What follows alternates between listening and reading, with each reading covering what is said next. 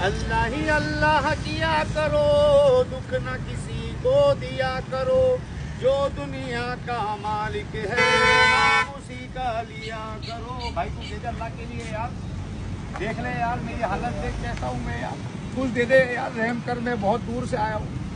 खाना अपने बच्चों को भी खिला। आमीन आमीन।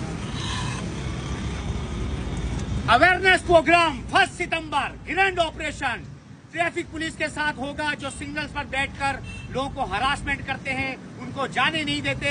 आज ये गेटअप करके आपको बताया, दिखाए इतनी देर में कितने पैसे आ गए, इधर आए दिखाए, मैं आपको दिखाऊं। ये 10 मिनट के अंदर कमाल है।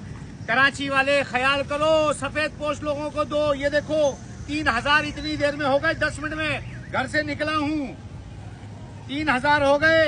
ये 1 घंटे की कमाई महीने के 90,000 रुपए हो गए। ये 5 मिनट का कमाल है, 1 घंटे में कितने लाखों रुपए आ जाएंगे। खुदा के वास्ते सफेद पोस्ट लोगों को दो। आज ग्रैंड ऑपरेशन ये हुलिया चेंज करके काबिश भाई, यूनुस भाई आवाम को ये बताना चाहते हैं, सफेद पोस्ट लोगों तक ये हक पहुंचाएं। ये आज हमने जो गेटअप बदला है, सिग्नल पर जो लोग भीख मांगते हैं पेशावर, उनको कतई तौर पर भीख ना दी जाए।